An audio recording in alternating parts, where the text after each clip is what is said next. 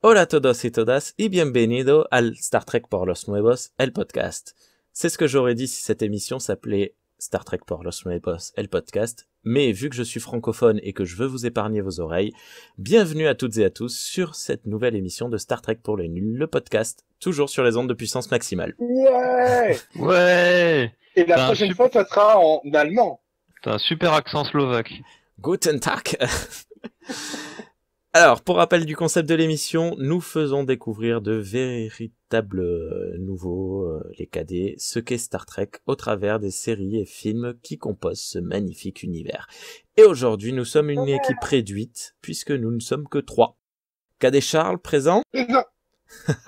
Et pour m'accompagner, le commandeur Dragor. Hija. Et le commandeur quand même, l'enfoiré. Quant à moi, je suis Rémi, et vous écoutez Star Trek pour les nuls. One small step for man, one giant leap for mankind.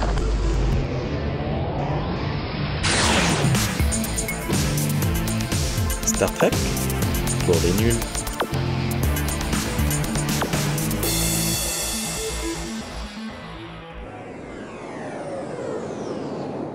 Bon alors, comment ça va tout le monde ? Bah ça va, tranquillement. Très très bien, un peu crevé parce que j'ai passé un week-end de folie, mais sinon tout va bien. Nuit de folie. Ouais, de folie dans le bon sens du terme, donc ça va. Façon années 80. Non, pas années 80, non. Ben d'ailleurs, tiens, ça m'amène à une petite question. Quelles sont les dernières news un peu geek ? Dragor, t'as fait quoi ? Enfin, si ça a un lien d'ailleurs. Ouais, enfin, ça n'a pas de lien avec Star Trek, mais je me suis un peu remis au rétro gaming récemment. Je suis en train de me martyriser tout seul sur Donkey Kong, la version c'est arcade, bon ça. parce que j'ai vu le reportage sur le reportage King of Kong, et ça Oui. m'a trop donné envie. Donc voilà. Et sinon, je joue à Duck Hunt sur la NES. J'ai passé la soirée à faire ça. Enfin la moitié de la soirée, puisque maintenant je suis là. Et je suis super content parce que j'ai trouvé une version PAL de Schiller à un prix correct. Donc du coup, je vais pouvoir buter des zombies et des fantômes Est-ce Trop que bien. dès que je l'aurai reçu. est-ce que ils ont fait une pendule, Schiller? Elle était vraiment pas drôle. Celle-là, t'aurais dû te la garder. C'est des choses qui arrivent. C'est ça. C'est le direct. C'est le direct. On le sent là de suite. Hein. Ah, eh ben, écoute. Et toi, Charles, quelles sont tes news geeks ? Oula, moi, pas mal. Ça bosse pas mal, moi, de mon côté. Je prépare la 3e édition de mon salon. Donc, du coup, là, je suis en train de faire l'inventaire des jeux qu'on a avec mon assos, pour le salon qui se passera au mois de novembre. Et après, au niveau jeu, c'est quoi le jeu Alors, il y a un jeu que je viens de me prendre, c'est le Shadow of the Colossus, c'est la réédition sur PS4. Mais je l'ai pas encore démarré. Sinon, le dernier jeu que j'ai fait, du coup, c'est le Frost, comment il s'appelle? Frost? Jeu de gestion, là. Ah, merde. Ça y est. Il m'a posé une colle. Un jeu de gestion, en fait, où on doit survivre dans le grand froid. Voilà. Et donc, du coup, t'as des choix moraux et tout. Est-ce que tu vas foutre les enfants au travail et tout, machin. C'est rigolo. Pour C'est rappel, rigolo de mettre les enfants au travail. Il a Ouais, l'air voilà, cool c'est ton ça. jeu. Ouais, il est vraiment cool. juste pour rappel par rapport à ce que tu disais au tout début, Charles, tu nous parles un peu de ton salon ? Qu'est-ce que c'est ? Ah oui, je suis président en fait de l'association Gamers Comité qui organise des événements en fait autour du jeu vidéo, du manga, comics, cosplay. Et du coup, on a un salon annuel à l'île Jourdain dans le Gers, du coup avec tout ce qui est jeux vidéo, manga, cosplay, voilà. Et donc l'entrée est gratuite et vous pouvez venir vous amuser sur les jeux que je viens m'embêter à faire l'inventaire justement. Voilà. Bravo. Et il y a notamment de la VR. Ah oui, de la VR, oui, bien sûr. Et on a 2 stands VR et un stand AR. Alors, c'est pas la même chose. La VR, t'es enfermé dans le monde et l'AR, du coup, c'est la réalité augmentée. En fait, c'est vraiment comme du Star Trek, en fait. T'as des images qui sortent de la réalité, quoi. D'accord. Voilà, voilà. Ouais, je connaissais pas la précision. Merci beaucoup. Bon, Ouais, allez, ça a l'air cool en tout cas. ouais. Allez, retour au sujet. Pour cette émission, nous allons parler géopolitique, puisque nous avons sélectionné 4 épisodes de la série Enterprise. à savoir The Andorian Incident, Shadows of P'Jem, Fusion et Dear Doctor. Ce dernier étant un petit peu plus léger, mais on trouvait qu'il avait certaines particularités bien amenées. Léger, il est Dans dur quand même. Quand Hein. même, hein. Il est chaud, hein. Oui, mais léger dans l'univers étendu dans ses... Ouais. D'accord. Oui, Moi, j'ai non, trouvé mais... que c'était quand même plus dur, quand même, hein, perso, hein. Ouais, bon, d'accord. Ouais, enfin, Fusion, quand même... Ouais, mais il est chaud sur une personne, Fusion. Dire docteur, c'est bonjour, est-ce qu'on va exterminer une espèce? Ouais. Euh, Il y a un génocide d'un côté et de l'autre, t'as une personne qui souffre. Bon, la part des choses, Ouais. C'est je une trouve, question de je point de trouve. vue. Voilà, T'as le point de vue du connard, alias Rémi, le point de vue c'est ça. de l'être humain normal. C'est Euh, l'évolution, c'est tout. Voilà. Tu Bon. feras un bon Vulcain, Charles. Ouais, merci. C'est pas Ben comment je le justement, prends. Charles, en parlant de Vulcain, tu commences à nous présenter The Andorian Incident. Allez, c'est parti. Donc, nous avons donc l'USS Enterprise qui se balade. Et le commandeur Cher fait, oh tiens, un temple. Oh bah tiens, j'aimerais bien aller le visiter. Donc un temple vulcain, bien sûr. Du coup, s'ensuit une certaine péripétie et ils arrivent en fait à un moment où une race ennemie des Vulcains, les Andoriens, viennent ont kidnappé, on va dire, ouais, ont kidnappé en fait les moines du monastère et ils cherchent une hypothétique, comment on dit, source d'espionnage entre guillemets, du matos d'espionnage. Et donc le commandeur Archer et son équipe se retrouvent bloqués sur cette planète avec justement ces Andoriens. Ils les capturent, ils doivent s'enfuir. Et est-ce qu'on raconte la fin? Ah, de toute façon, on va être obligé de spoiler si on veut en On va parler. être Donc, obligé. Voilà. Oui, vas-y. Voilà. Donc on spoil, on y va. Et en fait, on se rend compte à la fin, du coup, que ces Andoriens n'étaient pas que complètement parano. Il y avait bien un poste d'espionnage sur la planète. Et Archer prend donc le parti des Andoriens pour justement éviter la suprématie vulcaine. Voilà un petit peu le résumé. Si j'ai pas trop dit de conneries. Non, Ah non, non. très bien. Ils sont Bon, pris ça va. en otage, pas. J'ai perdu le mot. Bref. Enlevé? Oui, ils sont pris en otage. Ils sont pas enlevés, c'est tout. Oui, C'est de la oui. précision. Bah, qu'est-ce que t'en as pensé? Les Andoriens, avant tout, déjà, une petite race sympathique, Et s'il une en est. petite race sympathique, tu les sens en fait très nerveuses. C'est vraiment c'est l'opposé en fait des Vulcains qui ne disent rien et qui ne font rien. Enfin, je parle au niveau des émotions. Les Andoriens, en gros, ils expriment tout et c'est très violent en fait. Ils sont quand même assez proches, on va dire, des humains en fait au niveau de leur comportement quoi. Ouais, peut-être un peu plus violent. Un peu plus violent. Après, bon, on va pas faire d'analyse de l'humanité, mais voilà. Bon, après, on peut pas non plus analyser une race entière sur Sur quatre mecs. Ouais. quatre péloïs. Ce qui est intéressant, en fait, dans cet épisode, c'est la première fois que l'on revoit des Andoriens depuis très longtemps. Je crois qu'on les avait vus que D'accord. dans la série originale. Et tu Oui. m'arrêtais, Dragora, si je dis des Et bêtises. la série animée aussi, mais on la compte avec la série originale. Oui. Et en fait, elle sert un peu à leur redorer un peu le blason. D'accord.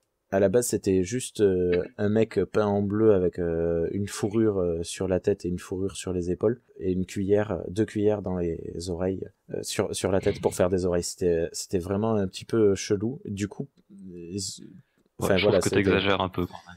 Mais la première fois qu'un Andorien apparaît dans la série originale, moi, ça m'a sorti totalement de ma suspension d'incrédulité. Je me suis dit, qu'est-ce que c'est que ce truc?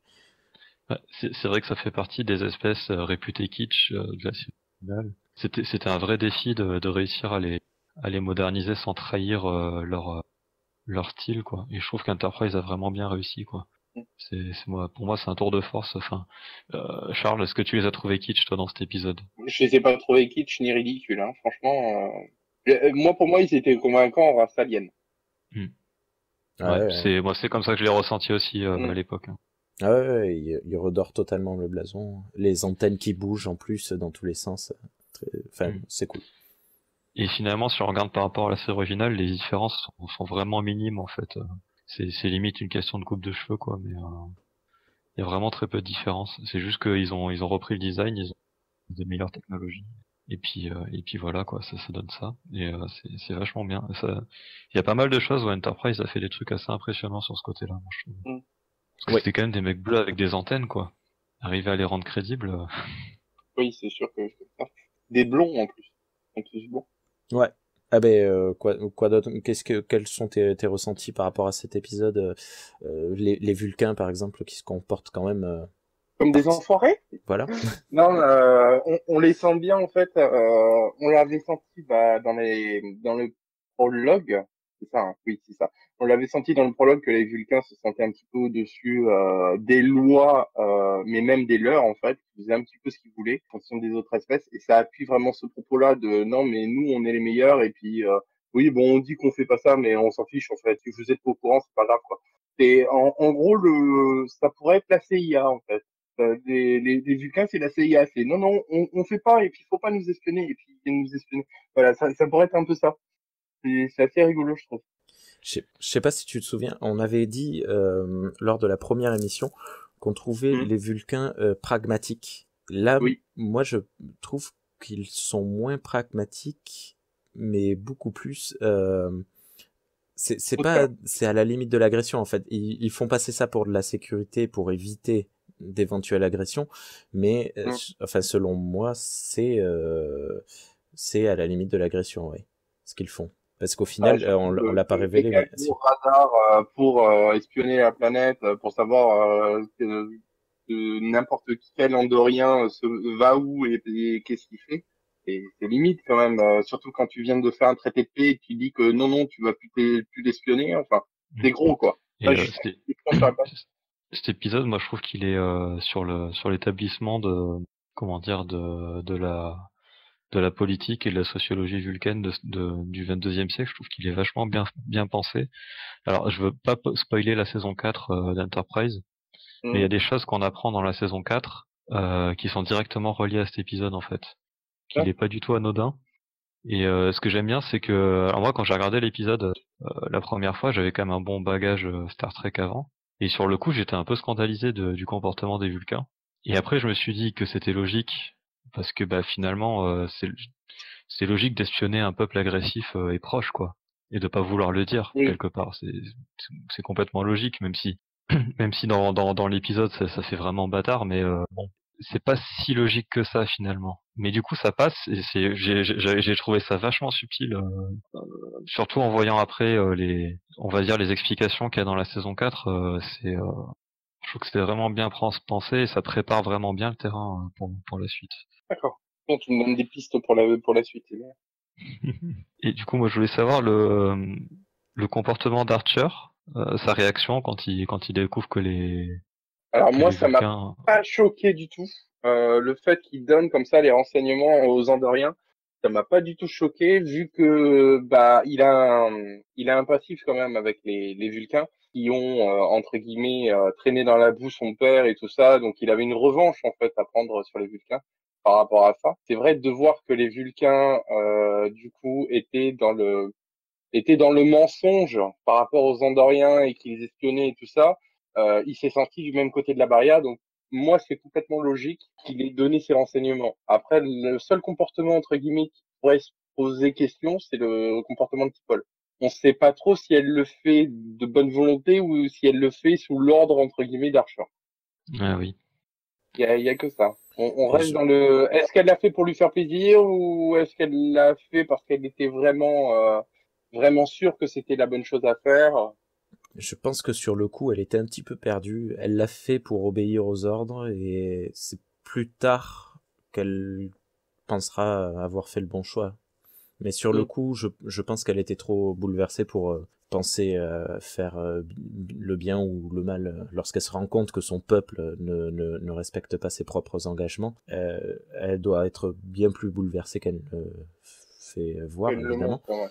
Mais c'est de la Après, spéculation, je me suis évidemment. quand même posé la question, moi, si elle était pas au courant. Parce qu'elle a eu un tel moment d'hésitement que quand elle voit la base, elle fait un regard et tu te demandes, mais elle est surprise parce qu'elle a trouvé le truc qu'elle voulait pas qu'on trouve ou est-ce qu'elle est surprise de trouver ceci? Je me suis posé la question, moi, si elle le savait pas déjà, quand même. Alors moi, son hésitement, je l'ai perçu, mais c'est peut-être moi qui délire un peu. C'est en fait, elle se demandait sur quelle logique basait enfin, sur quel référentiel basait sa logique, pardon. Mm. C'est-à-dire que si elle prend comment dire, le système hiérarchique militaire, la logique c'est d'obéir à son capitaine, quoi. Oui. Et si elle prend une question de loyauté vis-à-vis de son espèce, la logique ça aurait été de refuser. Mais est-ce que la loyauté c'est pas une émotion? Bonne question. Ah, moi j'avais trouvé ça intéressant ce Mm. petit hésitement court là. Ça c'était assez parlant. Et oui, je suis d'accord sur la réaction d'Archer. C'est logique par rapport à son passé. Puis c'est aussi logique par rapport au fait que depuis le début, il reproche aux Vulcains de pas assez les informer. Oui. Et que là, il est devant le fait accompli de. En fait, si les Vulcains les avaient informés, ça serait pas arrivé, quoi. Et il y a une petite, comment dire, une petite tape sur la tête en disant voilà ce qui se passe quand on nous informe pas. Bon, les Vulcains l'ont pas du tout compris comme ça, mais j'aimais bien cette idée-là aussi. Oui, totalement, totalement. Est-ce qu'il y a d'autres choses en particulier dans cet épisode que vous vouliez aborder? Ok. Alors, eh ben, vous êtes là ou je parle de tout dans le vide? Oui, on est là. Ah, j'ai eu peur. Non, c'est qu'on n'a rien à dire. Ok. D'accord, ok. Eh ben, Shadows of PJM, puisque c'est quand même, ça pourrait être presque la suite directe. Charles, tu nous le présentes? Alors, tu m'as dit Shadow, d'accord, l'enlèvement. Ok, Eh oui, pardon, excuse-moi. voilà. Non, il n'y a pas de souci. C'est juste pour que je me retrouve dans mes notes. Donc Shadow, donc ouais. Alors la suite qui se passe un peu plus tard, parce que normalement il y a l'évolution de l'espèce qui passe qui est avant. Oui, mais je voulais le garder en dernier pour, voilà. D'accord, ok. Donc c'est normal, donc il n'y a pas de souci. Donc du coup on est à la suite de la destruction du sanctuaire. Les Vulcains sont pas contents parce que bah du coup comme Archer a donné les informations, bah les Andoriens ont détruit la base et donc ils sont pas très contents et ils veulent récupérer T'Pol, du coup qu'ils estiment responsable en fait de ce désastre. Et au même moment, l'Enterprise se trouve près d'une planète qu'ils veulent visiter, où ils sont invités, sauf qu'il y a des révolutionnaires en fait sur cette planète qui vont capturer Archer et T'Pol. Et va s'en suivre une série de péripéties où on va revoir notamment les Andoriens que Archer avait aidés en donnant les renseignements. Et je sais pas comment finir un peu ma phrase, je suis perdu, excusez-moi. Euh... qui s'appelle un bug complet. Oui, donc je vais reprendre. Excusez-moi. Donc ils se font kidnapper du coup par des rebelles et se font aider par la suite par des Andoriens que Archer avait aidés. Euh, et au cours de l'opération de sauvetage, en fait, les Vulcains viennent en force pour tuer les rebelles, en fait, tout simplement. Et T'Pol sauve le capitaine du coup Vulcain in extremis. Et du coup, ce capitaine Vulcain va parler au nom de T'Pol à la commission des Vulcains pour éviter qu'elle se fasse engueuler. Voilà. C'était un résumé dégueulasse. Merci. il empêche également le fait qu'elle soit affectée à un autre vaisseau. Oui, tout à fait, oui. Mais Allez, tu m'as perturbé, là. Tu m'as perturbé. C'était pas mon ordre d'épisode. je suis désolé. Après, on parlera de fusion, ça va aller ou? Oui. Donc, fusion, ok, c'est celui-là. Ok, je serai prêt. Ouais, Ça alors, marche. après. Ben alors, dis-nous tes ressentis un peu. Alors, moi, j'avais bien aimé. Alors, je l'ai pas regardé, du coup, dans l'ordre là. Moi, je l'ai regardé dans l'ordre logique, on va dire. Et j'ai regardé tous les épisodes entre, pour justement voir l'évolution un peu des personnages. Du coup, j'ai bien aimé, en fait, le fait qu'on revienne dessus. En fait, que ça soit pas juste un événement comme ça qui s'était passé avec les Andoriens. Le fait de les revoir est quand même assez sympa. Et par la suite, du coup, l'évolution en fait de T'Pol est aussi assez intéressante en fait. On voit qu'elle hésite un petit peu en fait à quitter son poste. Elle sait pas sur quel pied danser entre guillemets. Est-ce qu'elle fait ce qu'elle veut ou est-ce qu'elle doit assumer entre guillemets ses responsabilités? Elle est plus de ce côté-là, mais Archer essaye de la faire changer d'avis là-dessus quoi. Et c'est vrai que c'était un très bon épisode. Qu'est-ce que t'as pensé de son dialogue avec le Dr. Flux? Alors, le dialogue, Ça t'a pas marqué? non, ça m'a pas marqué du tout. Ouais, elle a un petit dialogue avec Flux. Enfin, c'est un peu lui qui vient la chercher en quelque sorte. Ah, Où si, il lui sur parle le un peu de sa toit, présence sur oui, le vaisseau. oui, quand ils sont à la cantine. Ouais. Ouais, ça y est, ça me revient. Oui, justement, qui lui dit que elle avait quand même extrêmement bien réussi son rôle puisqu'elle est là depuis plusieurs mois, alors que les autres Vulcains qui étaient venus sur des bâtiments humains n'avaient tenu que quelques semaines. Encore, c'était quelques jours, non? Pas Je quelques me jours. rappelle plus exactement, mais ouais, ils avaient craqué très vite, quoi. Et ils avaient craqué vraiment très très vite et elle s'était bien adaptée et qu'il fallait qu'elle remette ça entre guillemets sur un piédestal parce que bah elle a fait du bon boulot donc c'est pas juste une erreur qui est même pas de sa faute entre guillemets puisque c'est celle de son pote. Donc c'est vrai que c'est un bon petit dialogue. Ouais. Ça fait pas écho à... Il y avait pas eu une scène un peu équivalente dans The Andarian Incident au début où elle... Non, c'était peut-être dans un autre Oui, épisode. si. Tout à fait, si, sur le côté l'exploration, il lui fait, il lui fait une petite leçon sur l'IDIC. Alors pour les gens qui connaissent pas, Infinite Diversity and Infinite Combination, une infinie diversité dans d'infinies combinaisons, Mm. en faisant le parallèle avec l'exploration que pratiquent les humains. Moi j'adore leur dialogue à tous les deux, ils sont plein de subtilité et comment dire, il y a beaucoup de finesse dans leur dialogue et c'est super agréable, je trouve. Après c'est un épisode qui passe bien en termes d'action et de développement de personnage. Je trouve pas qu'il y a grand chose à en retirer en fait en termes général. Ben, en fait, Oui, Dans c'est pas comme l'univers Star Trek, en fait. Il est très sur les personnages, en fait, cet épisode-là. C'est vraiment l'évolution de T'Pol dans le groupe et Archer, du coup, qui essaye de garder son équipage comme il était au départ, quoi. On est plus là-dessus. ouais, et puis bon quand même les relations Andoriens et les Vulcains aussi quand même, qui Oui. progressent un peu, mais c'est vrai qu'il n'y a pas de dilemme moral où il n'y a pas tellement À part à la de choses fin comme où, ça. en Ouais. gros, on comprend que, bon, la planète, en fait, elle est dirigée plus ou moins par les Vulcains. Mis à part ça, Oui, c'est vrai que c'est plus axé sur le développement des personnages. Ouais. hmm. Si je te dis que le chef des Andoriens sera plus tard, ça te fait plaisir ou pas? Donc quoi, pardon? Ça a Le coupé. chef des Andoriens, Ouais. Shran. Si je te dis que tu vas le revoir, ça te fait plaisir ou pas? À moi, ça me fait plaisir, oui, je l'aime bien. Il est sympa. Il faudrait pas. Non, si, c'est très bien. Non, c'est Comme il y a eu un blanc, j'ai eu peur. moi j'ai trouvé ça. Enfin, je l'adore et c'est vraiment à partir de cet épisode qui commence à se mettre en place, quoi. Et Mm. Ah, le coup du fait qu'il dort plus la nuit parce qu'il a une dette, etc. Il y a, c'est ça, ouais. Le il y coup a- du ah non, non, mais j'ai pas fait ça pour toi, j'ai fait parce que j'arrivais pas à dormir en fait. Ça me gonflait, donc voilà, j'ai payé ma dette, démerde-toi même. Bon, moi, ça faisait un petit peu gamin en fait, comment il le dit à la fin. Enfin, moi, je l'ai vu, je regarde les épisodes en VF. Ouais, non, maintenant j'ai payé ma dette, hein. C'est vraiment ça, quoi. Ah, là, ça va pas me réconcilier avec la VF, ça. Non, mais j'ai trouvé ça sympa, justement, le fait de montrer bah, qu'il est très, de montrer que les Andoriens, en fait, sont très sur les sentiments, en fait. Moi, je trouvais que ça appuyait ce côté-là, justement. C'était pas un mauvais point. Ouais, c'est vrai. Ouais. Voilà. Alors moi, il y a une petite scène où j'ai cru que j'allais en dire du mal, puis finalement, je vais en dire du bien. C'est quand Archer et T'Pol sont attachés Oui, ensemble, qu'ils essaient oui, de se et détacher. qui tombe, c'est ça?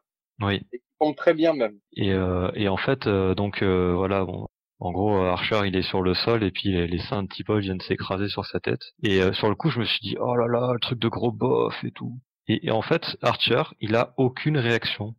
Non, C'est le mec le plus neutre de l'univers. C'est comme si c'est ça. c'était n'importe quelle autre partie du corps. Ça n'a pas d'importance. Et du coup, je me suis dit, mais en fait, dans n'importe quelle autre série, ça aurait été le prétexte à une blague à la con, ou à ce qu'on ait un zoom sur sa tête où il gonfle Il est les yeux. gêné. Ou alors on serait sur une série japonaise de manga, il aurait saigné du nez.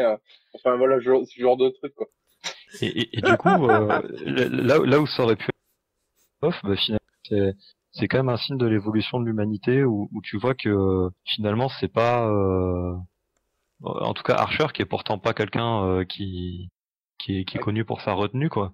C'est le gros beauf. Enfin, clairement, Archer, ça fait genre. Bah, C'est vraiment le gros beauf, quoi, capitaine, quoi. et ben là sur ce sujet-là, bah en fait Ouais. il est super détaché quoi. C'est pas C'est certain que Kirk aurait pas réagi comme ça. Ah, c'est sûr. je préfère pas savoir. Il aurait balancé un truc du genre, ah, c'est bien moelleux, ou un truc du genre, non? Je sais pas, mais moi je le vois pas comme ça Kirk. Hein. Je Non, sais qu'il a la réputation d'être obsédé, mais en fait séducteur, oui, mais obsédé, moi, je l'ai jamais perçu comme ça, en fait. Mais moi, je dois être le seul, hein, mais dans la série originale, il y a beaucoup d'épisodes où Kirk, quand il séduit des femmes, c'est pas parce qu'il a besoin de les manipuler pour sauver son équipage. Donc vraiment, cette image un peu d'obsédé qu'il a, pour moi, c'est plus un phénomène de la pop culture qui a eu après autour de la série originale que vraiment quelque chose qui est dans les séries. Mais c'est vraiment ma perception à moi. Peut-être que je me plante complètement. Hein. Ce serait pas Mais à cause des films. et en plus, j'aimais bien ça parce que c'est un renversement de clichés parce que c'est souvent les personnages féminins qui sont présentés comme étant séductrices Mm. pour s'en sortir, un peu la femme manipulatrice, etc. Et là, en fait, c'est dans la série originale, c'est beaucoup Kirk qui joue ce rôle-là. Oui, c'est vrai. Tu as raison. Ah, comme le dit Charles, c'est peut-être à cause du film récent, enfin des films récents, où Kirk Ouais, là est c'est ça. un gros bof dragueur relou. Ça va pas m'aider à me réconcilier avec ce que tu me dis là. Oui, non, mais on en a parlé dans la dernière émission.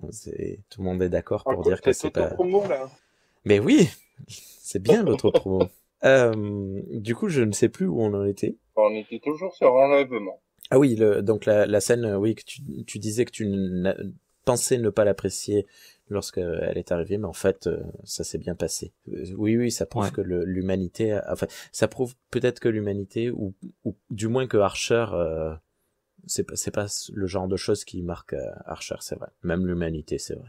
Parce que je vois bien Chris Tucker je pense qu'il aurait eu le même genre de réaction. D'ailleurs, on le voit quand ils passent leur temps à se peloter là et se mettre du gel antibactérien. Ils sont pas du tout justement en train de se peloter, ils sont vraiment en train de se passer de la crème et puis il n'y a pas le moindre regard Ouais, lubrique. c'est peut-être plus c'est peut-être plus les mouvements de caméra qui vont avoir un côté suggestif. Mm.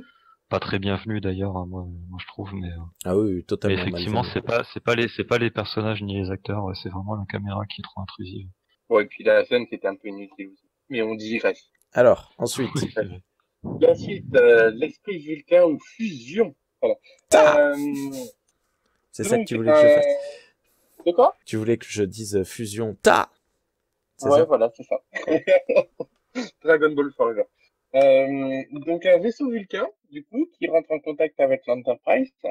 Donc c'est des Vulcains renégats entre guillemets. Enfin, ils sont considérés comme renégats par la société vulcaine, car ils vivent soi-disant en harmonie avec leurs émotions et leur logique. C'est-à-dire qu'ils n'ont pas besoin de méditer en fait pour contrôler leurs émotions. Enfin, ils n'ont pas besoin. Ils ne refoulent plus leurs émotions. Et donc du coup, on va découvrir la fameuse fusion mentale, donc qui est un ancien art perdu vulcain. Paul, du coup, va découvrir cet art-là via un membre d'équipage, va se reprocher de ce membre d'équipage et essayer justement cette technique, on va dire, pour maîtriser ses émotions. Sauf que ça tourne mal. Voilà, c'est bien ça. Enfin, ça donne envie de cliquer. Voilà. Ben, on a une scène Une scène de de viol, hein. viol psychique, ouais. Une scène de viol, hein, pur et dur là. C'est-à-dire que du coup, Paul souhaite arrêter, mais son compagnon, j'ai oublié son nom, du coup, ne décide de quand même continuer pour la forcer à accepter ses émotions, et elle en ressort complètement chamboulée, à se retrouver à l'infirmerie à la fin de l'épisode. Alors, il s'appelle Tolaris. Merci. avec plaisir. Un très très bon épisode, même si on sent le coup fourré arriver direct, personnellement. Ah oui, bah je voulais te poser la question justement. Parce que moi, Hum. la première fois que je l'avais vu, je l'avais vu venir. Et là, en le revoyant, je voyais les airs, les airs de Tolaris. En fait, ouais, ça se voit à 10 kilomètres que c'est un gros pervers, que c'est Ah, une pourriture, quoi. ah oui, oui, oui, clairement, ça se voit. Dès que tu vois sa tête, tu fais, toi, t'es pas clair. Toi, il va se passer quelque chose. Et ça va être à cause de vous. Ça va être à cause d'autre chose, ça va être à cause de vous, ça c'est sûr. Donc, mis à part, en fait, le fait que, bah, on sent que, leur vivre en harmonie, n'est qu'une illusion, en fait, hein, avec leurs émotions et leur logique. Mis à part ça, c'est quand même un très très bon épisode, justement, sur la culture vulcaine, je trouve, pour essayer de comprendre justement pourquoi ils refoulent ces émotions, pourquoi ils sont comme ça en fait. Ouais, non, oui, je trouve il est vachement bien, ouais, pour monter ça, parce que, en fait, dans la série originale, en gros, ils expliquaient qu'ils étaient très violents et très dangereux, s'ils refoulaient pas leurs émotions, mais comme on le voyait jamais vraiment, on n'en prenait pas conscience, quoi. Et là, on a un exemple hyper parlant du problème, quoi. Bah, clairement, moi, alors sauf si j'ai loupé des lignes de dialogue, mais dans tous les épisodes que j'ai vus au jour d'aujourd'hui, il y avait rien qui me disait qu'il le faisait volontairement. Ah oui, ouais. Enfin, on Voilà. l'apprend dans d'autres séries, et puis Voilà. dans la Euh, série originale aussi, on l'apprend quand même. moi, j'avais cru vraiment que c'était plus ou moins inné, quoi. Ils étaient comme ça, plus ou moins innés, que c'était juste une maîtrise en fait de cette logique, mais qu'en fait, c'est pas qu'ils avaient pas de sentiments, mais qu'ils avaient quasiment rien. Ils avaient qu'une petite bride entre guillemets, et qu'ils trouvaient que c'était une faiblesse, donc allez, on vire ça, quoi. Moi, je le voyais, je l'avais compris comme cela au départ. Ah oui, d'accord. Voilà. Ouais, bah Et du coup, c'est c'est vrai que très cet bien, parce que épisode, ça te permet de mieux comprendre. voilà, de mieux comprendre. C'est vrai que cet épisode était vraiment sympa. Là, tu te dis, ah d'accord, je comprends mieux en fait pourquoi c'est des connards insensibles. En fait, c'est encore plus des connards quand ils sont sensibles. Ouais. Oui, c'est un peu ça, ouais. Et, Voilà.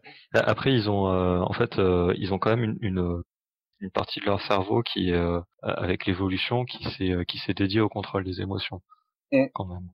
Mais au contrôle, quoi. Pas à enfin, à leur suppression, à leur contrôle, on va dire, à leur refoulement, mais effectivement, ça les empêche pas d'avoir des émotions intérieures très très violentes, quoi. Mm. Je sais pas trop si je peux en parler, si c'est du spoil ou pas. Je sais pas si c'est du spoil, Rémi me coupera. Il y a un épisode de Voyager Ouais. où, en fait, donc il y a euh, bah tu Tuvok, donc le Vulcain Oui. du Voyager, il se retrouve à enquêter sur une planète où les émotions violentes sont interdites. Et du coup, forcément, il y en a qui font du trafic d'émotions. D'accord. Et donc, ils essaient de provoquer des émotions violentes chez les gens, chez les étrangers notamment. Et du coup, il y a un membre de l'équipage, je sais plus si c'est B'Elanna Torres, la demi-Klingon, qui est justement victime de ça, c'est-à-dire qu'ils font exprès de provoquer une émotion violente chez elle. Et du coup, elle se fait arrêter et puis elle est condamnée à une peine, un truc un peu inacceptable pour Starfleet. Et tu vois qu'il tombe sur le responsable du trafic d'émotions. Si tu veux des émotions violentes, je vais t'en donner. Et il lui fait une fusion mentale et il lui montre tout ce qu'il refoule. D'accord. Et là, c'est un truc hyper violent et le gars, il en tombe dans les pommes. Enfin, je sais plus trop comment il finit, mais ça se passe mal pour lui, quoi. Et c'était le seul épisode où on avait un aperçu, un bref aperçu de ce que ça pouvait être, quoi. Mm. Les émotions refoulées des Vulcains. Là, en Euh, parlant de la fusion mentale, moi j'ai beaucoup aimé le montage du rêve. Alors on n'est pas sur la fusion mentale, mais sur le rêve de T'Pol en fait. Quand elle décide de pas méditer le soir pour justement essayer de rêver, j'ai trouvé qu'il était vraiment bien fait, car on ressent vraiment toute la détresse en fait. Et même la musique qui est un peu jazzy, qui devrait être agréable à écouter, devient désagréable en fait. Ouais, c'est vrai, ouais, c'est vrai ouais, c'est bien Et tu pensé ce comprends truc. que elle est submergée en fait par des choses qu'elle ne contrôle pas. Que t'as la caméra du coup va vaciller, elle va bouger, les couleurs sont pas vives, elles sont plutôt ternes, voire elles vomissent un petit peu entre guillemets quoi. Enfin, c'est vrai, ce passage est vraiment dérangeant. On a l'impression qu'on est dans un rêve, mais en fait on est dans un cauchemar, quoi. Ouais, il y a un côté presque dans le style de David Lynch. Ouais, j'ai trouvé Oui. en le revoyant. Mm. C'est vrai que ce passage était assez sympa et le fait, avec la fusion mentale, rajouter ce décalage, entre guillemets, entre le rêve malsain et le mec malsain, entre guillemets, j'ai trouvé que ça marchait super bien, quoi. Ouais, c'est vrai, ouais, tellement bien qu'en fait, je me souvenais plus tout à fait de l'épisode. Mm. Et du coup, je me suis demandé s'il était pas en train de l'influencer télépathiquement pendant qu'elle dormait. Oui. La première fois qu'on la voit rêver, parce que justement, il y avait presque, tu sais, son empreinte à lui, quoi, par rapport à son jeu d'acteur et tout, qui Mm. était vraiment ancré dans son rêve. Mais en fait, non, mais sur le coup, j'y ai cru, quoi. Mm. Mm. D'autres choses Oui. sur Fusion? Sur le côté oublié, c'est vrai que ça m'a surpris que cet art, en fait, qu'on voit, même c'est inscrit dans la pop culture, entre guillemets, la fusion mentale. Même quand je connaissais pas Star Trek, je connaissais le fait de fusion mentale, quoi. Je savais d'où ça venait et tout ça. Et le fait que ça soit un art oublié vulcain, qui par la suite, bah, du coup, a été en fait plutôt tabou, interdit. C'est vrai que ça surprend sur le coup, mais quand on voit ce qu'on peut faire avec, notamment comment justement marque Paul, hein, littéralement, avec cette fusion mentale, tu te dis non mais en fait c'est très bien en fait que ce soit oublié. Ouais, c'est vrai, vu comme ça. Mais ça correspond bien en fait à la société vulcaine de ce siècle-là, qui se croit libérée de ses J'ai dit oui. émotions. Ok, ouais, ouais, je m'y attendais. Pardon. Mais le fait que la fusion revienne plus tard, lors du 24e siècle, enfin aux environs, enfin Même du sûrement 23e. avant, mais on en reparlerait. Oui, pardon. Je trouve que ça correspondra plus à la société vulcaine qui là sera vraiment, je sais pas comment exprimer ça, libérée de ses propres carcans. Enfin, il continue de s'imposer ah, je perds mes mots ce soir, je suis désolé. Bah, alors, Il si je peux continue Cette de... t'aider, moi discipline. pour moi au jour d'aujourd'hui, de ce que j'ai vu des épisodes d'Enterprise, pour moi les Vulcains c'est une société autoritaire. Voilà, alors que dans l'avenir, ça ne le sera plus, ou beaucoup moins, ou du moins en accord avec elle-même. Elle Hum, s'acceptera et elle s'assumera telle qu'elle sera. Ouais, bah ça montre bien l'espèce de, de problème culturel qu'ont les Vulcains, quoi, à ce moment-là, justement. Le fait qu'il y ait des dissidents qui cherchent à faire des choses qui sont considérées comme complètement tabous et inacceptables par les autres. J'ai bien aimé d'ailleurs le personnage qui est dans Le Père est malade. Oui, oui, c'est vrai qu'on en a pas parlé, mais il est vraiment très très sympa. Et le, le comment il arrive à le faire changer d'avis aussi, merde, l'ingénieur, aidez-moi, s'il vous plaît, l'ingénieur, Bah, Trip. comment? Voilà. Comment il arrive justement à le faire changer d'avis, entre guillemets, pour devoir contacter son père. Parce que ce personnage vulcain, en fait, son père est soi-disant malade et demande à être contacté par son fils qui est dans cette société de dissidents. Et du coup, on demande à Archer, entre guillemets, de trouver une solution pour qu'il reprenne contact avec son père avant qu'il meure. Et j'ai bien aimé comment il a été, c'est-à-dire que tu sens qu'ils débutent avec les émotions, qu'ils ne connaissent pas toutes les émotions et qu'ils ne savent pas qu'est-ce qui peut leur arriver suivant un choix qu'ils vont faire. Et notamment le remords, en fait, dire que le remords, en fait, c'est la pire des émotions et que c'est vraiment celle qui peut faire le plus de ravages et qui reste le plus longtemps. Euh, c'est vraiment, j'ai trouvé le retournement du personnage assez intéressant. Ouais, d'ailleurs, j'ai oublié son nom, le pauvre. L'un de vous Paul s'en Giamatti, souvient. c'est pas Et une moi, anecdote en plus. j'ai beaucoup aimé le fait qu'il soit en contraste total avec Tolaris. Parce que bah, Tolaris, il est manipulateur, il est fourbe, il est pervers, etc. Et t'as lui qui est au contraire presque innocent, qui est super ouvert d'esprit. J'allais dire nier. Ouais, presque niais, ouais. presque nié en fait. Pas dans le mauvais sens du terme, du coup, parce Hum, il en est touchant presque. oui. Non mais pour finir, un très bon épisode. Très sympa, aussi bien sur la culture vulcaine que sur l'évolution des personnages en eux-mêmes. Du coup, il y a l'évocation d'ailleurs, en parlant de culture vulcaine, il y a l'évocation de Surak dedans. Est-ce que dans ce que t'avais vu avant, t'en avais parlé de Surak? Non, ça me dit rien. D'accord. Donc là, c'est ta découverte de ce personnage qui Complètement. le, et il est enfin, il est vachement important parce que c'est le fondateur de la culture vulcaine telle qu'elle est à l'époque des séries de Star Trek. Et on voit qu'il y a plusieurs interprétations chez les Vulcains de l'époque d'Enterprise, justement sur ce qu'ils voulaient vraiment dire. Là, ce passage-là, ça m'a fait un peu penser au livre sacré des religions. En fait, c'est réellement ça. C'est ouais, mais avec toutes les traductions, les machins et tout, qu'est-ce qu'il a voulu dire en fait à la base? Et et ça aussi, c'est une clé. Peut-être pas une clé, mais c'est le point de départ d'un truc qui sera beaucoup plus Amené développé par dans le. la saison 4. D'accord. Ok. Ok.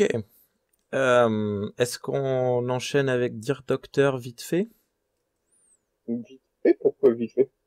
Bah pour faire On peut moins y aller en d'une heure de douceur. pour faire moins d'une heure de d'émission, mais D'accord. allez, c'est Je parti. trouvais que c'était celui-là où il y avait le plus à en dire.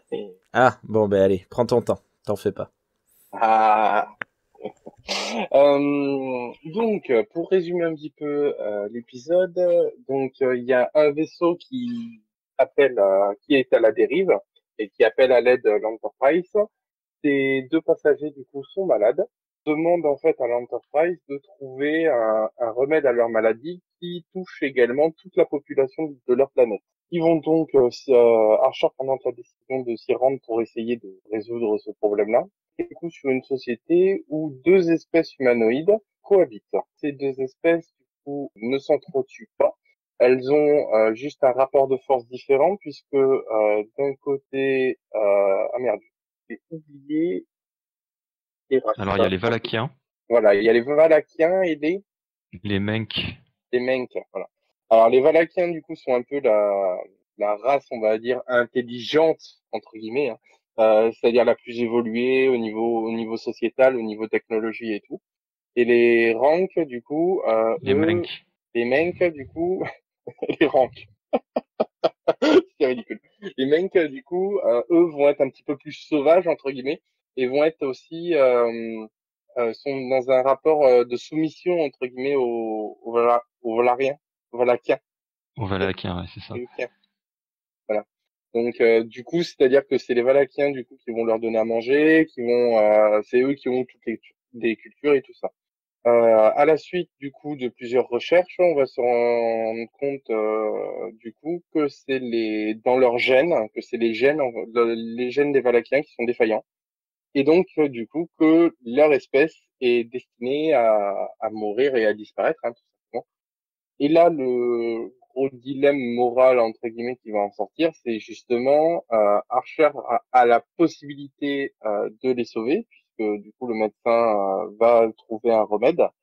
Et le dilemme d'Archer, c'est est-ce qu'on donne ce remède pour changer, on va dire, le cours de l'histoire par rapport aux Valakiens, ou est-ce qu'on ne leur donne pas, on les laisse entre guillemets disparaître et que l'autre race entre guillemets, les Menks, prennent le dessus sur les Valakiens.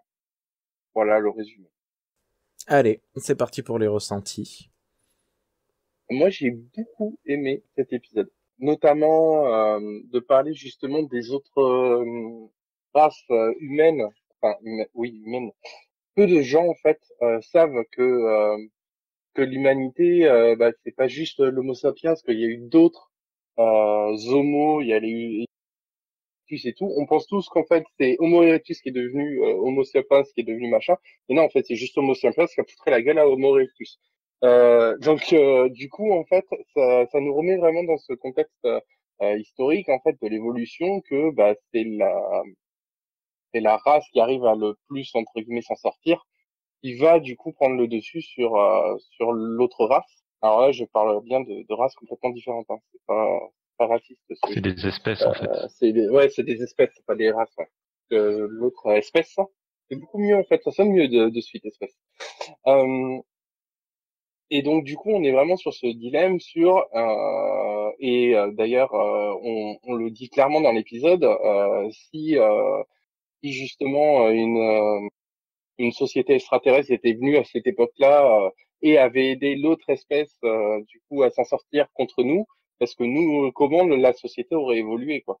Et j'ai vraiment beaucoup aimé ce parallèle en fait avec la réalité de notre civilisation et également du coup l'utopie de dire qu'est-ce qu'on fait, enfin l'utopie, l'imaginaire Dilemme. le dilemme entre guillemets de qu'est-ce qu'on ferait si on avait la possibilité de choisir entre deux espèces quoi. Et oui, c'est ça. Je sais pas si tu l'as bien précisé, mais en gros, Phlox, il considère que enfin, il découvre que les mecs sont en fait beaucoup plus intelligents que ce qu'on croit au premier abord. Ah non, je l'ai pas précisé ça. Je l'ai pas précisé qu'ils étaient sous-intelligents entre guillemets, mais oui, c'est bien de le dire, ouais.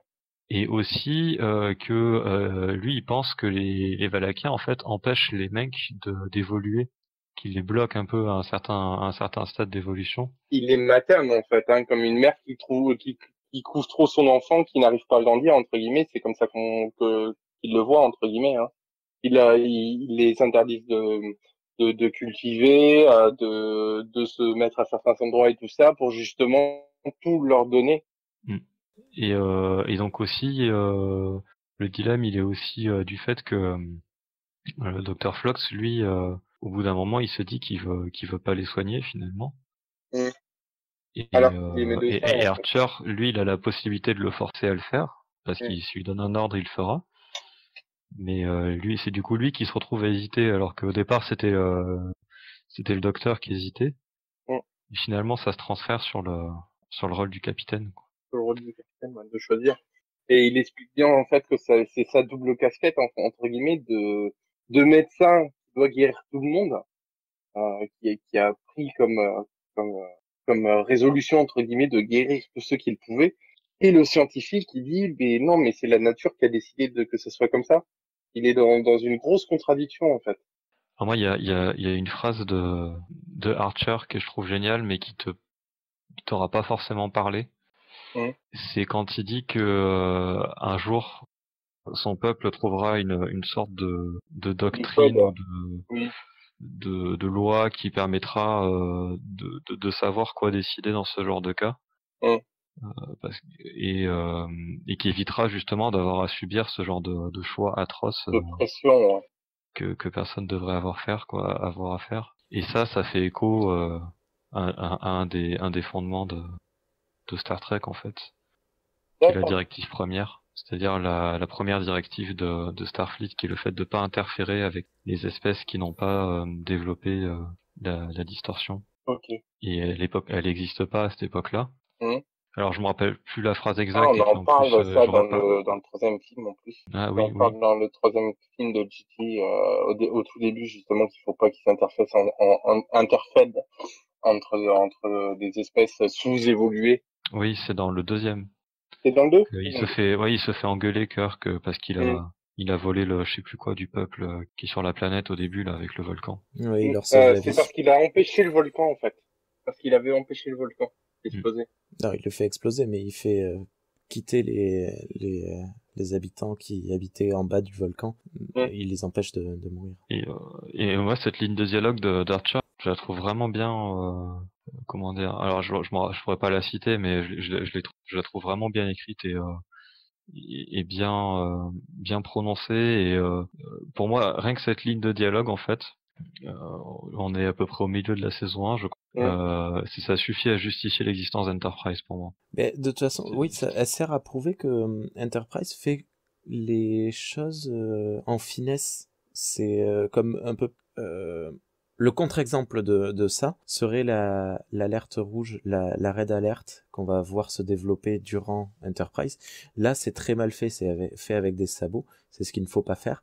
Mais c'est le seul contre-exemple en fait. Tout le reste du temps, dès qu'on a des références aux autres séries ou au devenir de Starfleet, c'est fait plutôt bien et en finesse comme là. Ouais, et puis il y a vraiment ce rôle de préquel qui est complètement assumé dans cette phrase, c'est-à-dire que ben oui, c'est pas le Star Trek des 23 et 24e siècle, mais justement on est en train de montrer C'est les débuts, on tâtonne, on sait pas trop comment on fait et on essaie de créer les raids au moment en fait où justement les événements se produisent, quoi. ouais, c'est ça, puis c'est la démonstration de l'importance Mm.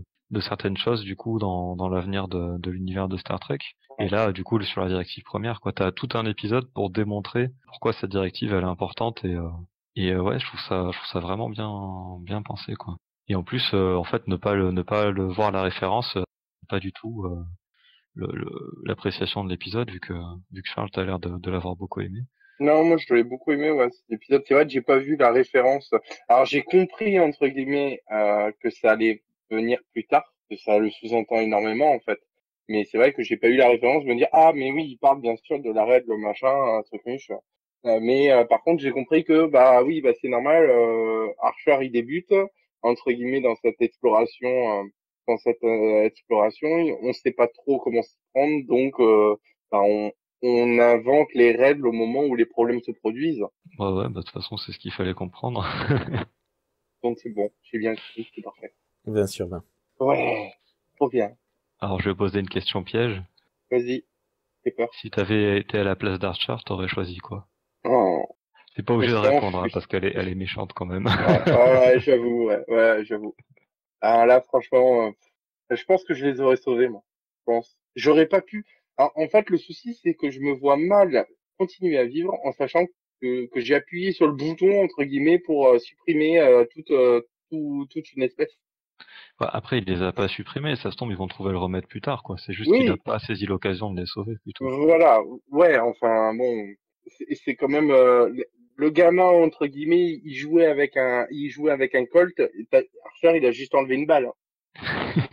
Basiquement, c'est ça, hein. Et c'est comme ça qu'on a créé Stargate. Oh, la violence de la métaphore. Oh là là. Non, mais Mais ça tu l'as pas fonctionne. vu venir, celle-là. Ouais, rien de plus sur cet épisode. T'avais l'air de dire que t'allais en parler pendant longtemps.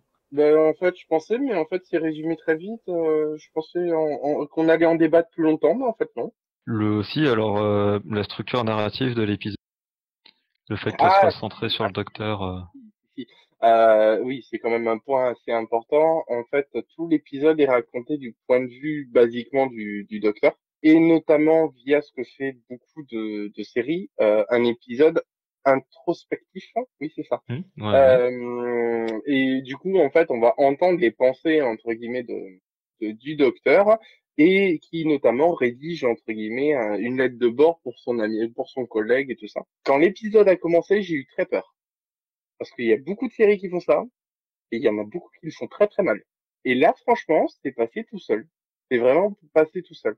Donc, j'ai trouvé la structure narrative vraiment très sympa. Le fait justement que ça soit justifié entre guillemets, que ça soit un collègue qui raconte des anecdotes aussi bien sur l'équipage, mais justifié dans le scénar par le fait que bah, le docteur a un grand rôle. Il y a beaucoup de séries qui le font, ce genre d'épisode. Mais en fait, bah, c'est juste on met le projecteur sur lui, mais basiquement, il fait rien d'important. Alors que là, il prend vraiment une décision centrale, justement. C'est lui qui a le dilemme, entre guillemets, vraiment à la base, de sauver ou non une espèce, quoi. Donc, il porte vraiment tout l'épisode. Et ouais, j'ai trouvé vraiment excellent ce système narratif-là, vraiment bien exploité, quoi, au bon moment et notamment aussi la création entre guillemets d'une liaison avec une humaine, Avec Cutler. Cutler. Cutler, qui est très sympa parce que justement lui est un extraterrestre, il va pas savoir exactement comment se comporter, savoir quels signaux et du coup il va demander conseil machin alors comment ça se passe chez les humains. Je trouvais ça assez sympa. Avec Oshi qui apprend le dénobulien. Oui, c'est un assez rigolote. J'ai bien aimé l'idée que les dénobuliens soient polygames et polyamoureux Oui. dans les deux sens et que ça ait Bah, l'air c'est de bien normal, en fonctionner, fait. quoi. Ça fonctionne bien. J'ai deux femmes et puis elles ont elles-mêmes deux maris et puis voilà, hein, c'est pas grave. Hein, écoute, c'est comme ça, hein. Moi, la réflexion qui m'a fait beaucoup rire, c'est au tout début de l'épisode, où il se dit justement que il ne savait pas trop comment prendre ce comportement-là, parce que les femelles humaines dégageaient beaucoup moins de phéromones. Et j'ai trouvé ça très rigolo. Oui, c'est vrai, oui. Ce qui laisse entendre qu'une dénobulienne, quand elle est intéressée par quelqu'un, ça se Ça sent se au voit, sens littéral. voilà, ça se sent en sens littéral, clairement, ça se voit comme le nez au milieu de la figure. Mais un très très bon épisode, avec un bon dilemme moral, enfin vraiment du Star Trek, quoi. Clairement, c'est ce que t'attends d'un épisode de Star Trek, du gros dilemme moral, de la science-fiction à gogo, mais sans de piou-piou partout, voilà. Ah, enfin, je suis très content que tu dises ça. C'est quoi? Qu'il n'y ait pas de C'est- piou-piou? Non, non, mais ce que tu viens de dire là, c'est du Star Ouais. Trek. Ah ouais, non, mais ça y est, là, on peut dire que t'as tout compris à Star Trek, en fait. Ouais, trop bien. Je peux monter de rang, s'il vous plaît? Allez, Je peux avoir... tu peux devenir un enseigne. Ouais, Et il y a Flox qui découvre aussi le cinéma, et qui est plus oui. intéressé par les spectateurs et les spectatrices que par le film. J'aime beaucoup la réflexion aussi qui balance. Non, mais en fait, ça marchait bien à une époque, mais jusqu'à ce que les gens se rendent compte que, bah, en fait, leur vie, c'était mieux. Ça, c'est génial. Puis c'est osé parce que c'est un gros tacle envers les fans de Star Trek, en fait. C'est ça. C'est ouf. Bon, est-ce qu'il y avait d'autres choses que vous vouliez aborder à propos de Star Trek Enterprise? Non, moi, je suis toujours chaud pour continuer parce que franchement, ça me botte un max. Cool. Voilà. Va voir mon chèque. Oui, allez, ça c'est c'est la gimmick de C'est ça. l'émission. La gimmick à chaque épisode qui va sortir. Dragor, tu voulais ajouter quelque chose d'autre à propos de cette émission? Non, non, rien de plus. Je suis content que Charles ait apprécié tout ça. Hum. Ça fait plaisir. Parce que bah, quand on aime un truc, on aime bien voir que c'est partagé, quoi. Ah, c'est surtout, je trouve que l'Enterprise est vraiment bien fait pour les noobs, hein. Franchement, c'est la porte d'entrée la plus facile, je trouve, dans l'univers Star Trek. Bah, moi, c'est ce que je me suis dit aussi. C'est ce que je me disais aussi, et donc je suis content d'en avoir la confirmation, parce que j'aime bien avoir raison. Mhm. Mais c'est vrai que moi c'est la série que j'ai tendance à conseiller aux gens quand ils veulent se lancer dans Star Trek. Sauf si c'est vraiment des gens qui sont fans des Des séries des années anciens, 80. voilà. Et Et là, je pour vais leur commencer dire, t'aimes les faire, séries des années 80, regarde The Generation. Mais sinon, c'est Enterprise que je conseille, quoi. là, pour rentrer dans l'univers, t'es à la genèse, du coup, de tout ce qui a existé dans Star Trek. T'apprends tout petit à petit. Bon, il y a des références sur plus tard, mais comme c'est des références sur plus tard, c'est pas dérangeant. C'est pas comme sur des références des trucs qui se sont passés avant et que t'es pas au courant. Non, c'est vraiment une très très bonne, très bonne porte d'entrée, voilà. Et visuellement, c'est bon aussi. Enfin, Et visuellement, voilà. après, on Rien à trouve voir. bon parce que ça correspond à nous, nous trois, je pense qu'on est dans la même génération et qu'on regardait la télé en même temps quand on avait une dizaine d'années. Du coup, c'était Oui. ce qu'on voyait à la télé, donc ça ne nous choque pas. Alors, je suis à moyennement d'accord avec toi, parce que je trouve quand même que avec l'évolution technologique, on se lâche très très vite, hein. Tu le sens quand même que visuellement c'est vieux. T'arrives à regarder, mais on est tellement dans l'évolution technologique que tu sens de suite, ah ça c'est pas une sortie, c'est pas une série qui vient de sortir, quoi. Oui, oui, oui. Donc il y a Mais 5 ans. ça ne nous choque pas autant que peut nous choquer le début de la série originale, mais le début de Next Ouais. Generation, par exemple. Ah oui, oui, c'est sûr. Moi, Next Generation, je suis né, la série devait en être à peu près à la moitié. Du coup, quand je l'ai vu, je me suis dit, waouh, c'est vraiment, C'est une autre c'est du pré Rémi. Moi, je suis né l'année de Ben The voilà. Next Generation. Mais du coup, enfin, peut-être que tu penses pas comme moi, mais quand tu l'as découvert, non? Ben, alors justement, t'as devancé ce que j'allais dire, en fait, c'est parce que, moi, quand j'ai commencé à regarder The Next Generation, je crois que je voyais un pote, je disais, ouais, j'ai commencé à regarder Star Trek et tout. Et en fait, ce que je disais à tout le monde, c'est, ah bah, c'est beaucoup moins kitsch que ce que je pensais. Oui. Du coup, je m'attendais à un truc vraiment beaucoup, plus comme la série originale, en fait. Mm. Et au final, j'avais été agréablement surpris du fait. Ce que je disais aussi, c'est qu'ils avaient la bonne idée de pas chercher au niveau vu que The Next Generation se concentre beaucoup plus sur les intrigues, sur les dialogues, etc. Finalement, ça se base pas tant que ça sur les effets spéciaux, quoi. Il y a le pilote où il y en a un peu plus, et après il y en a moins finalement. Ce qu'on voit, c'est des maquettes, mais bon, les maquettes, enfin, ça vieillit pas tellement. Non, les maquettes sont propres. Et du coup, bah, moi, je trouvais que ça passait bien. Bon, après, il faut savoir que moi, déjà à l'époque, je regardais des trucs, j'avais l'habitude de regarder des vieux films, peut-être pas trop de vieilles séries, mais j'avais l'habitude de regarder des vieux films, donc ça me choquait pas du tout, quoi. Parce que j'avais vu bien pire déjà. Ok, Il y a ça aussi qui joue. ok. Mais, ok. Ouais, enfin, bon, j'y reviens une dernière fois, mais moi, en fait, quand j'ai découvert Enterprise, comme je disais, je me suis revu il y a 20 ans quand je rentrais de l'école et que je regardais, je sais pas, les séries qu'il y avait sur M6. Stargate. Ouais, il y avait Stargate. J'ai pas d'autres exemples. Mais oui, voilà, totalement Stargate. Et d'ailleurs, l'autre jour, j'ai vu un épisode de Stargate. Comment? Buffy contre les vampires? Ouais, voilà. Non, je regardais pas Buffy parce que ça me faisait peur. Mais la semaine dernière, là, bon, j'ai plus la télé, donc enfin, je vois pas de série à la télé, mais je voulais regarder un programme en streaming et je suis tombé sur un épisode de Stargate en attendant que mon programme commence et ça m'a fait très très bizarre parce qu'en fait c'était pas très bon. Alors que j'aimais beaucoup ça quand j'étais petit. Enfin bon. Bah, ça a moins bien vieilli qu'Enterprise, Stargate quand même. Enfin, moi, je me suis refait tout SG1 il y a 1 an à peu près. Moi, je me suis régalé, hein, c'est cool. Hein. Mais et ça m'a donné une autre perspective aussi sur Enterprise, parce que bah justement, on en parlait tout à l'heure, la scène dans le pilote, puis qu'on revoit plus tard, la scène de décontamination. Ça avait choqué pas mal de fans de Star Trek, et puis quand tu vois des gens qui les redécouvrent, à chaque fois ils sont là, ouais bon c'est un peu abusé, la caméra, là, enfin. Et, et en fait, dès le pilote de Stargate, il y a un nu intégral, tu vois tout, ça cache rien du tout. Du coup tu te dis, ouais bah finalement Enterprise c'est super sobre par rapport à ce qui se faisait autour, quoi. Ah putain, je savais pas, je me souviens pas. Ah, je me souviens pas du tout. Pourtant, je me suis pas fait, il y a pas si longtemps que ça, mais. Bah c'est la femme de, comment elle s'appelle, je me rappelle plus de leur nom ni à l'un ni à l'autre, alors comme ça je vais pas m'en sortir. Moi, je me Le souviens juste copain de Jackson. le copain de Daniel. Ah oui. Bah sa femme, quand elle se fait prendre par le Goa'uld, bah on la voit entièrement nue, quoi. D'accord. J'avais jamais fait gaffe, tu vois. Je vais faire autre chose en même temps. Ok. Bon, je pense qu'on arrive à la conclusion de cet épisode. Oui, Pour clairement, parce que là, on a bien digressé, là. discréter. Oui.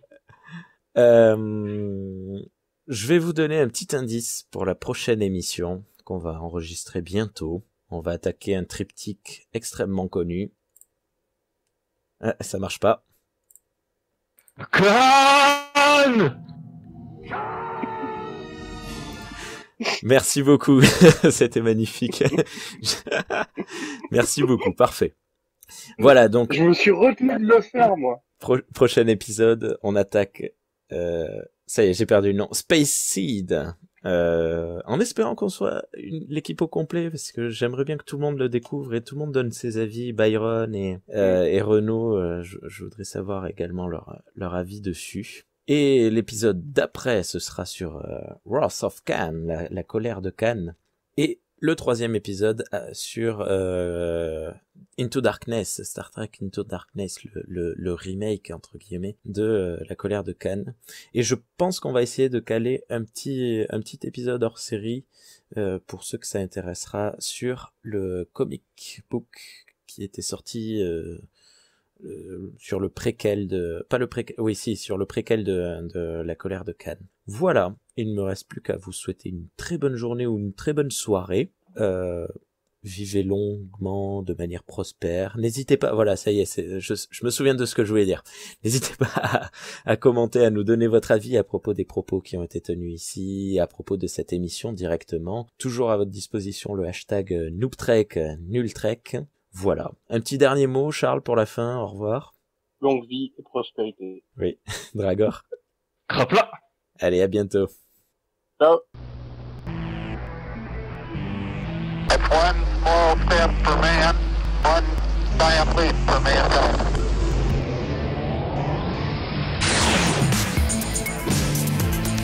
Star Trek pour les nuls.